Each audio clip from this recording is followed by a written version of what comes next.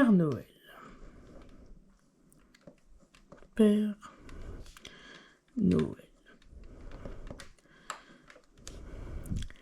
Cette année, je voudrais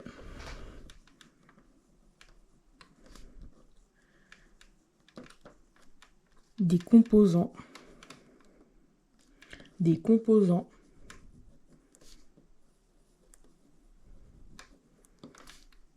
pour un PC gamer. Déjà, 100 Tera de RAM.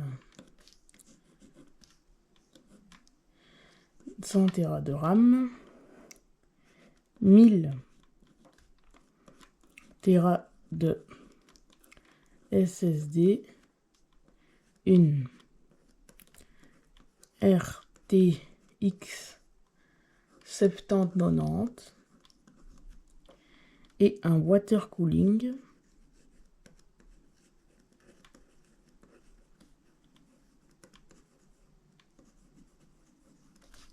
de 460 mètres. Oh non! Déjà, le Père Noël, c'est impossible qu'il ait tous ses composants. C'est impossible qu'il ait 100 Tera de RAM. Et en plus, ça va lui coûter trop cher. J'ai vraiment pas de chance, moi. Bon, je vais aller faire une vidéo où je vais conseiller aux utilisateurs plusieurs configurations partant de 600 à 2500 euros. Il y aura sûrement un truc qui va me plaire dans ça. Bon, celle-là, je vais l'abandonner.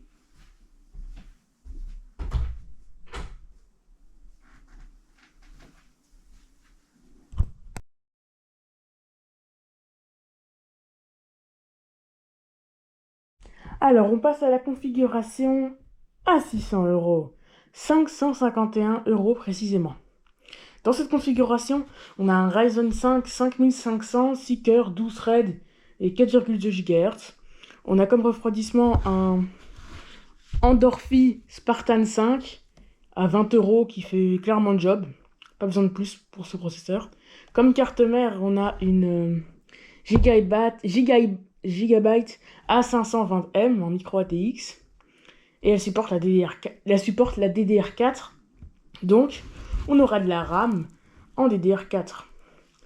Donc, on aura 16 Go de RAM DDR4 de la marque PNY en DDR4. Le stockage, ça va être c'est 512 Go de SSD NVMe qui est super rapide. Comme carte graphique, c'est une Intel Arc de chez ASRock A380. 6 Go de VRAM, elle fait clairement le job. Pour jouer à des jeux en 1080p et en height. Comme boîtier, c'est un Color Master Box Q300L. Et l'alimentation est une MSI Mag A550BN qui fait 550 watts. Et on arrive tout pile à 552 euros. Il faut savoir que la configuration qu'on a fait, elle va plus être mise à jour. Clairement, on prend des vieilles pièces pour économiser en argent. Par contre, si vous voulez une carte mère plus récente ou un meilleur processeur, vous allez aller au chapitre améliorer le processeur. Et voilà. Parce que là, la configuration, on prend des vieilles pièces comme la carte mère. Voilà. On passe à la configuration à 800 euros.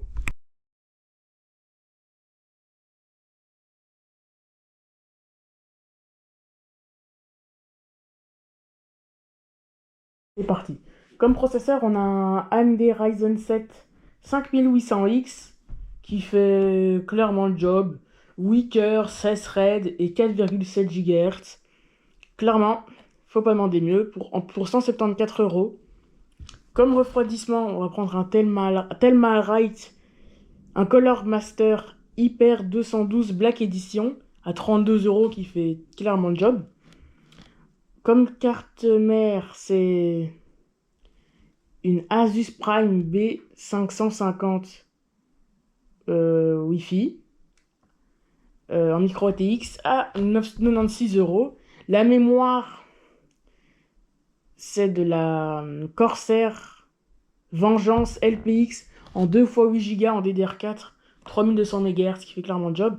Le SSD, c'est 1 Tera de SSD, le même qu'avant en Kingston PCI 4. Et la carte graphique est une RTX 5050 avec cette fois-ci 8 Go de VRAM. Et c'est une MSI. Cette carte graphique n'est pas très performante, mais elle fera le job pour faire tourner des jeux en 1440p et en niveau de détail élevé. Et elle pourrait facilement faire tourner les 60 fps. Le boîtier est un MSI Forge avec déjà les ventilateurs intégrés. Et l'alimentation est une MSI Mag de 650 watts cette fois-ci. Et on dépasse un petit peu les 800 €. On arrive à 868 €, ce qui n'est pas très grave en soi. On passe à la configuration à 1000 €.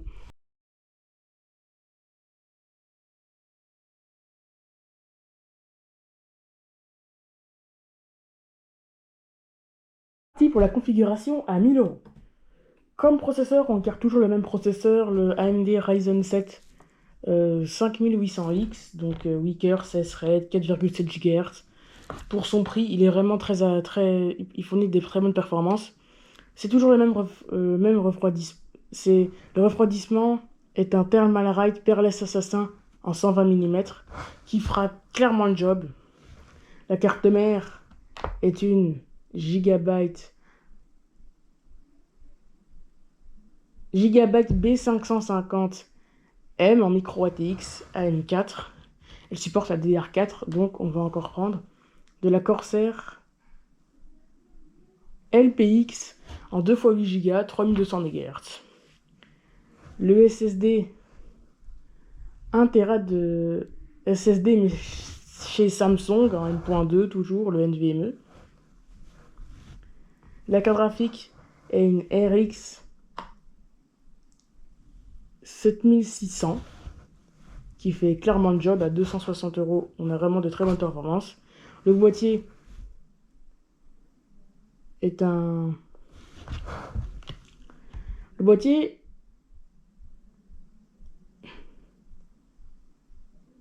est un Yanli Landcool avec déjà des ventilateurs intégrés.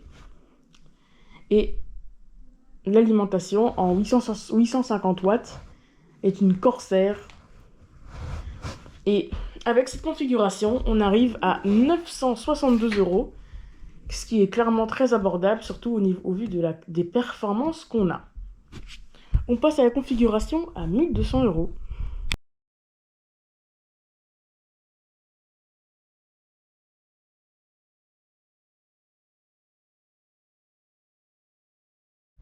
Pour la configuration à 1200 €, on part très fort avec le Intel Core i5 14600K, 14 cœurs, 20 threads et 5,3 GHz. Franchement, Intel a frappé fort. Le refroidissement est un Andorfi Spartan 5 ARGB. La carte mère est une Gigabyte B760M qui supporte la DDR4. Et donc on a des Corsair Vengeance en 32 Go de RAM DDR4, 3200 MHz, qui sont très performantes. Le SSD, c'est le même SSD que tout à l'heure, donc le Samsung 990 Pro en 1 Tera en M.2. La RTX est une RTX 4060 Ti en Asus avec 8 Go de VRAM. Et le boîtier est un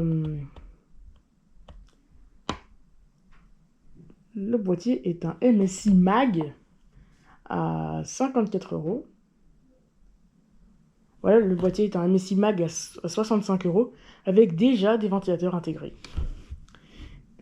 Et l'alimentation est une MSI Mag A750 en 750 watts en ATX et on arrive à 1757 €, ce qui est pas retenu parce que c'était la config à 1200 €.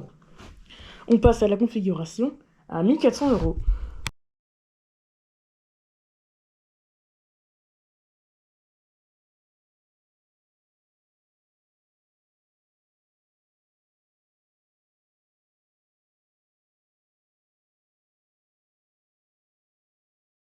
Et c'est parti pour la configuration à 1400 €.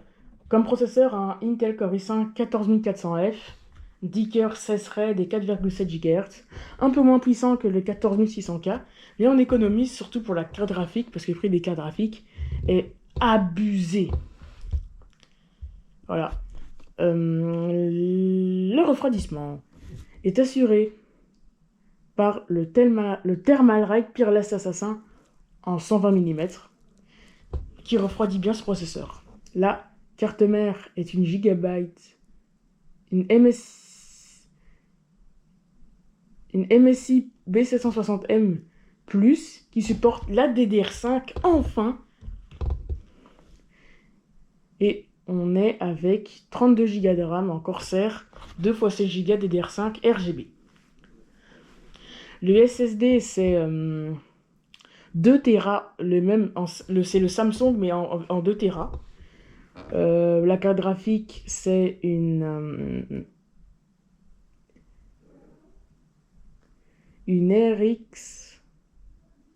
AMD Radeon RX 9060 XT de la marque XFC avec 16 Go de VRAM.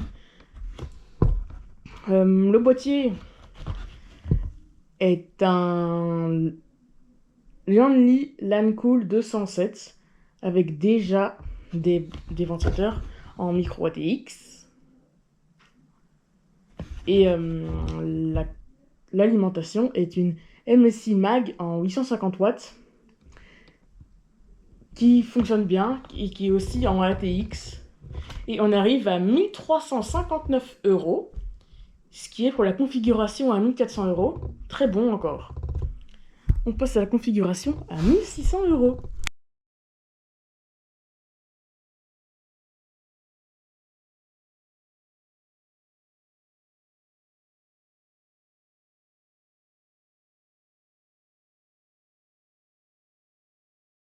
Et c'est parti. Comme processeur, on a un AMD Ryzen 7 9800X 3D. Un processeur très bon, 8 cœurs, 16 threads, 5,2 GHz. Le refroidissement, un petit water cooling en 360 mm qui coûte 100 €, qui refroidit bien ce processeur et qui le voit bien. La carte mère est une Gigabyte B850 de chez Aorus qui supporte la DDR5. Et donc, on va pas se gêner, on va prendre de la RAM en DDR5. C'est de la Crucial Pro Overclocking 32 Go, 2 x 16 Go en 6000 MHz. Le SSD, c'est toujours le même, en 2 Tera de chez Samsung. La carte graphique, c'est surtout ça le plus intéressant. C'est la RTX 5060. La 5060 de chez Gigabyte avec 8 Go de VRAM et qui vaut 303 €. Le boîtier est un Corsair en 3500X ARGB en ATX. L'alimentation est en 850 watts et une MSI Mag en PCI 5. Et on arrive à 1678 €. On dépasse un peu les 1600 €, mais c'est pas grave, c'est quand même une très bonne config. On passe à 1800 €.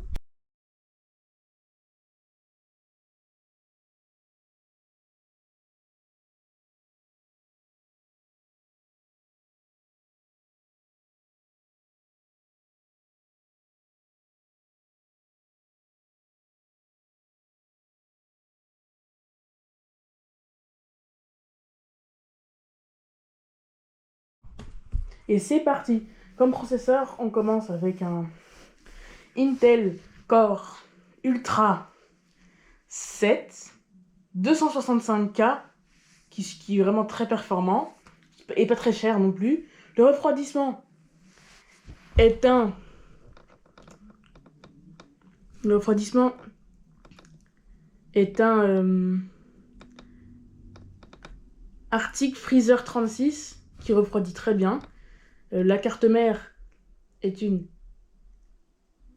Asus ROG Strix B860 et qui supporte la DDR5. Donc on a de la RAM en DDR5. La Crucial Pro Overclocking 32 Go 2 x 7 Go en 6000 MHz. Le SSD c'est toujours le même, c'est le Samsung mais de 4 Tera cette fois-ci. La carte graphique est une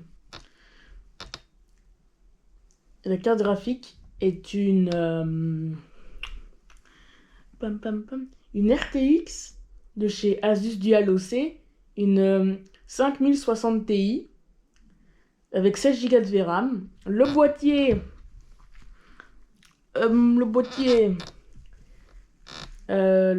est un Le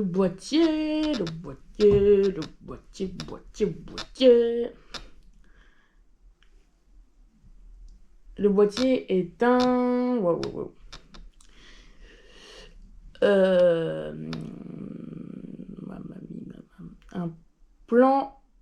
un Corsair Fram, un Color Master Elite 302. Et l'alimentation est une...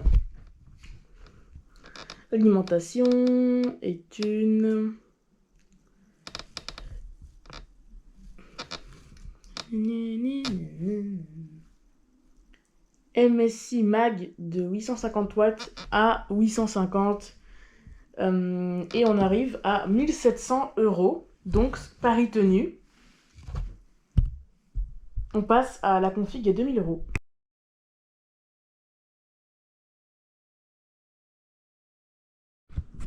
On commence avec un Intel Core Ultra 9 285K. Voilà, c'est le processeur qui est très performant, qui coûte environ 529 €. Et vraiment, il a de très bonnes performances.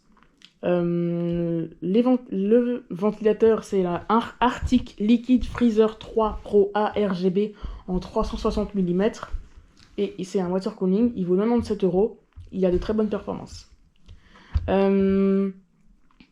La carte mère est une Asus ROG Strix B860 Gaming Wi-Fi qui supporte la DDR5. Donc on va prendre de la Corsair Vengeance RGB en 32 Go.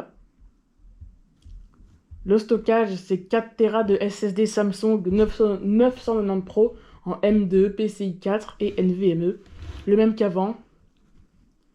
La carte graphique est une Asus Dual OC, une RTX 5070 avec 12 Go de VRAM. Le boîtier est un Asus Prime AP201 et l'alimentation est une Corsair SF1000 de 1000 watts et on arrive à 2243 €. On passe à 2500 €.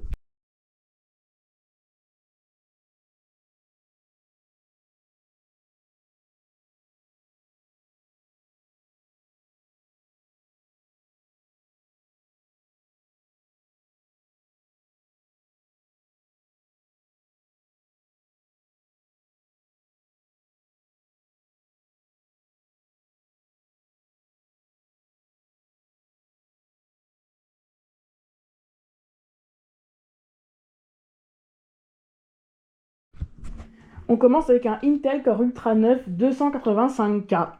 Voilà, c'est le processeur qui est très performant, qui coûte environ 529 €.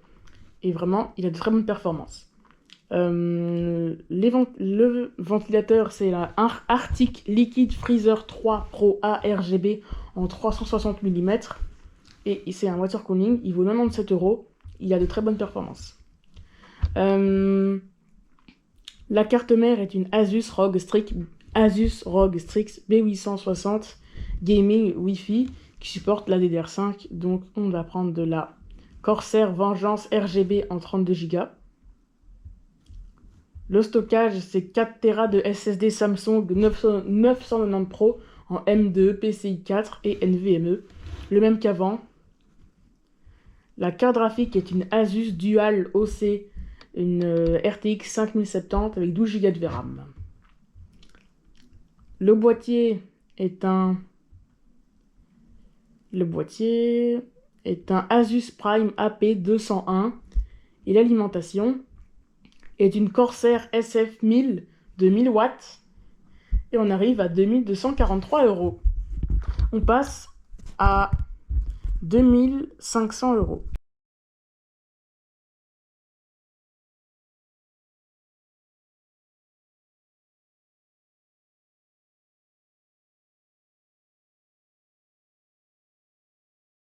Cette dernière configuration, on a du lourd. Déjà comme processeur, on a un Intel Core Ultra 9 285K. Le water cooling est un Thermalright Aqua Elite V3 en 240 mm qui fait aussi très bien le travail. Et en plus, il est vraiment pas cher, il vaut 68 €. La carte mère est une ASRock B860M qui supporte la DDR5 et le Wi-Fi 7. Donc on va pas se gêner, de la Crucial Pro Overclocking 32 Go, 2 x 16 Go en DDR5. Le SSD est assuré par c'est 2 Tera de SSD en M.2 PCI 5 NVMe. La carte graphique, c'est une RTX 5080 à 1071 € de chez Zotac avec 16 Go de VRAM. Le boîtier est un Color Master Box Q300L et l'alimentation est une alimentation de une Corsair RM1000X, donc 2000 watts, et on arrive à 2436 €. Maintenant, on va passer, si on veut améliorer sa configuration, voici ce qu'on va faire.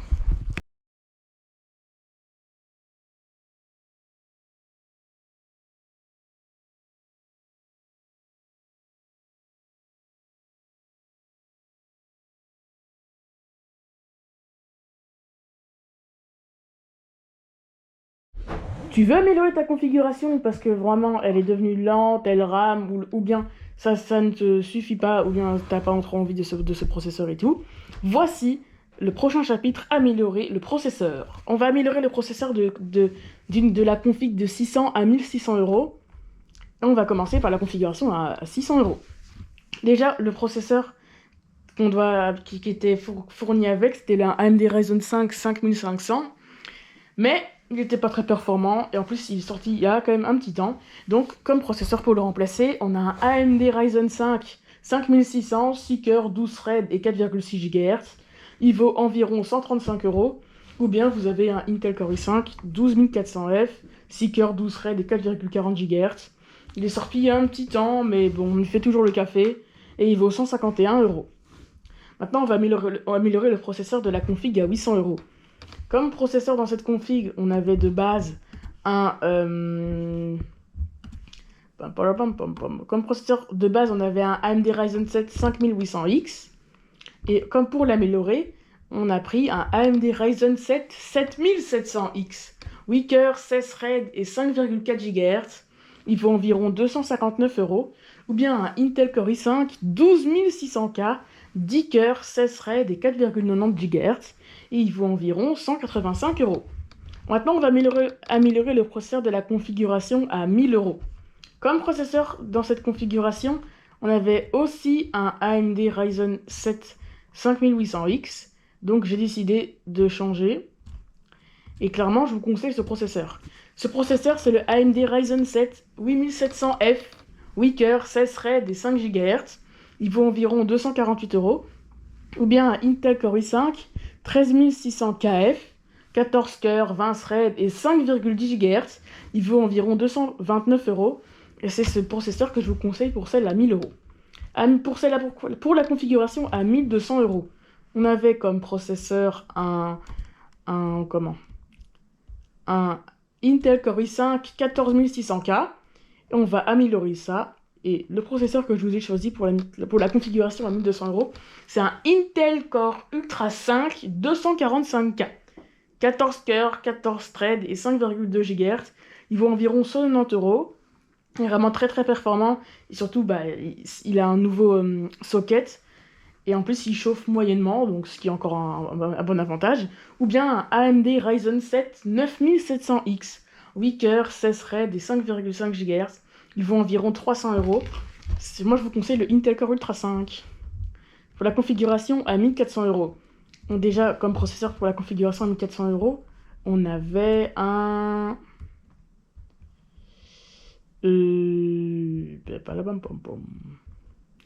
un Intel Core i5 14400F. On va tout de suite améliorer ça. Et comme changement, il y a un Intel Core i7 14600K. 20 cœurs, 28 threads et 5,6 GHz. Il vaut environ 335€ neuf. Pour la configuration à 1600€, déjà on avait comme processeur dans cette configuration, pour ça la 1600€, on avait comme processeur dans cette config un AMD Ryzen 7 9800X 3D.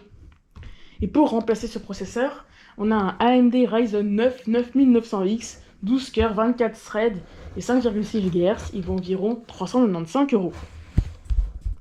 On va passer au prochain chapitre, améliorer le refroidissement. Si vous vous rendez compte que votre PC commence à surchauffer, quel logiciel le choisir refroidissement ne fait pour pas modifier vraiment bien la son ses boulot. ventilateurs. Commençons. Voici ce chapitre commencer pour la avec configuration à 600€. Déjà, comme le refroidissement, c'était pas incroyable.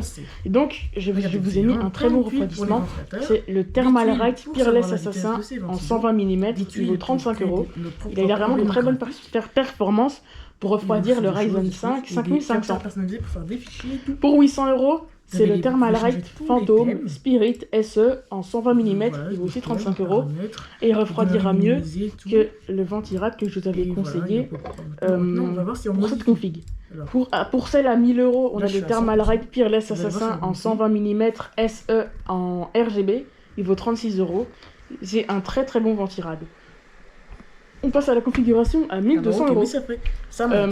Le ventirad, c'est un Be Quiet Pure Rock 3 en 120 mm, il coûte 30€. Pour celle à 1400€, j'ai décidé de sortir le water cooling. Et le water cooling, c'est le Thermalright Frozen Infinity en 360 mm. Il y a du RGB et il vaut 53€. Franchement, niveau rapport qualité-prix, il refroidit très bien, il est pas cher, en plus il y a du RGB. Non, on va améliorer la carte mère. C'est vrai qu'une carte mère, c'est elle le centre de votre PC. Donc il faut qu'elle soit bien et qu'elle tienne longtemps. Déjà, la carte mère du PC à 600€ n'était pas folle. Elle avait de la DDR4. Mais là aussi, elle aura encore de la DDR4. Mais là, cette carte mère sera beaucoup plus qualitative que celle-là. Mais elle aura toujours de la DDR4. Donc ça, c'est un petit problème. C'est pas très évolutif. Mais tant pis. Mais au moins, elle sera meilleure que celle que je vous ai dit. Mais elle a de la DDR4. C'est une Asus TUF Gaming B550 en DDR4. Pour celle à 800€, elle a aussi de la DDR4. C'est une Asus Prime A520M DDR4. Pour la configuration à 1000€, c'est une Asus TUF Gaming B550M DDR4. Et pour celle à 1200€, c'est une MSI Pro Z790 en DDR5. Ce qui est très bien parce que la DDR5, elle va encore être fabriquée d'ici à 2030. Et la DDR4, déjà, c'est un vieux type de RAM. Et en plus, elle va valoir très cher parce qu'elle est plus fabriquée. Et voilà. Et un truc sur la RAM, c'est que à cause des data centers de l'IA qui prennent beaucoup de composants pour PC, les prix des composants comme processeur, carte mère, RAM, ça va commencer à coûter très cher. Par exemple, un kit de 64 Go de RAM, j'avais vu, ça coûtait environ dans les 600€, ce qui est quand même abusé. On va passer à améliorer la carte graphique, parce que la carte graphique, celle qui fait tous les graphismes de votre PC, Et si vous jouez à des jeux très gourmands, il faut qu'elle vous suive. Allez, c'est parti. Pour la configuration à 600 €. C'était une Intel Arc de chez ASRock, mais là, on est encore chez ASRock, mais on a une RTX 5050 avec 8 Go de VRAM et elle coûte 249 €. Il faut savoir que la VRAM, c'est un peu comme la RAM de votre carte graphique, mais elle va juste servir à faire les graphismes, c'est tout. Plus il y a de VRAM, plus c'est mieux, bien sûr. Donc elle a 8 Go de VRAM, ce qui est correct. Elle vaut 249 €. On passe à la configuration à 800 €. La carte graphique n'était pas faux folle, c'était une RTX 5050. Et maintenant, là, c'est une MSI GeForce RTX 3060 avec 12 Go de VRAM et elle coûte 269 €. C'est une très bonne carte graphique, vraiment, la RTX 3060, c'est vraiment une très bonne carte graphique, que ce soit dans les PC portables, j'ai d'ailleurs fait une vidéo sur le sujet, ou que ce soit dans le PC fixe. On va passer à la configuration à 1000 €, et là, on a une très bonne carte graphique, ASRock Challenger RX 7070 XT. 12 Go de VRAM, et elle vaut 399 €, ce qui est une très bonne carte graphique.